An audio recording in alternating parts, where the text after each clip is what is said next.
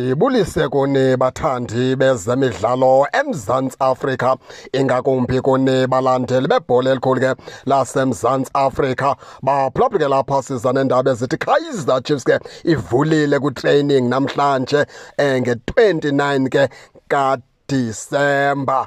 Ivulile ke manje iKaizer Chiefs ke ku-training baphulaphula ke abafana bathela babuyele enkomeni xa kubuzwa ke ziphatha amandla zeqela leKaizer Chiefs zithi ke zona ke ngeke zikwazi ukulinda i-6 kaJanuwari ukuze kubuyelwe enkomeni. Bathi ngeke yenzeke loo nto ngoba umdlalo wokuqala weKaizer Chiefs ke unge-20 kaJanuwari 2026 apho ke bazobe bedlala khona neGolden Arrows FNB Stadium ngo-7:30. Bathi ke abasemagunyeni beKaizer Chiefs ke abanokwazi ukulinda i-6 kaJanuwari ukuze ke kudityanwe. Bathi makudityanwe kwangoku ukwenza into yokubana ke babe neveki ezine zonke zamalungiselelo kwi-training. Bathi xa bezawubuya nge-6 into ethetha ukuthi ke bazaba neveki ezimbini qwaba babuyele pha bababheke ematchini yange-20. Bathi ngeke ikwazeke loo nto, bayavula bona namhlanje ukwenza into yokubana ke babe namalungiselelo noko athe xaxe. And esibini indawo njengoba ethetha kanje ke okanye ziphatha amandla zeKaizer Chiefs zithetha ngolu hlobo, bathi ke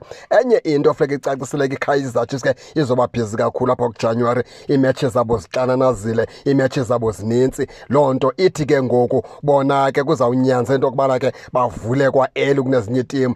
Bathi njengangoku iKaizer Chiefs ivulile bona ngoku kwi-training and ezinye players awugaleleka nangomso. And bathi ke eyona nto ibalulekileyo ngeKaizer Chiefs ke akho players ukuthiwa azikho, zonke ii-players aziyanga ndawo zikhona. Akho players kuthiwa zithathwe zizkwati, akho players kuthiwa ziku-AFCON. Bathi ii-players zabo zikhona, into ethetha ukuthi ngoku baselungile lokubana ke bangavula ke bakwazi into yokubana ke balungiselele laa mdlalo wabo Golden Arrows pha nge-20 kaJanuwari. Nawukhumbula into yokubana ke iKaizer Chiefs baphulaphula izawuvula pha neGolden Arrows pha nge-20 kaJanuwari 2026 apho ke abafana abadala ke bazobe ke belungise into yokubana ke bezawudlala imidlalo yeCAF. Nemidlalo yeCAF Confederation Cup iba ixananazile kubo, minintsi idibane kunye neemetshi zeligi. Into ethetha ukuthi iKaizer Chiefs izoba bhizi kakhulu apha ke kuJanuwari. Sesinye sesizathu esebenze into yokubana ke babe bavula ke namhlanje. Amakhosi agalelekile ke abaphulaphula ke phaa eNaturena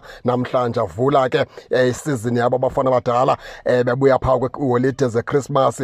Into zokwenzeka ke njengoba bevulile ke namhlanje nezinye ke itim akhona amarhe athi ke mhlambe zingavula kodwa eyona date ibisaziwa ke biyi-6 ke kaJanuwari. Le ithi Kaizer Chiefs ke ayinokuyilinda konke yona iyavula namhlanje ukwenza into yokubana babe neveki ezine zonke zamalungiselelo ukuyofika kulaa mdlalo wabo neGolden Arrows. Injalo ke baphulaphula ke nani ningake ningene nitshone into yokubana niva njani, nize ke ningakhohlwa usubscribe kule channel ukuze ningaphoswa zezemidlalo endizanothulela zona kwixa elizayo kakuhle babukeli.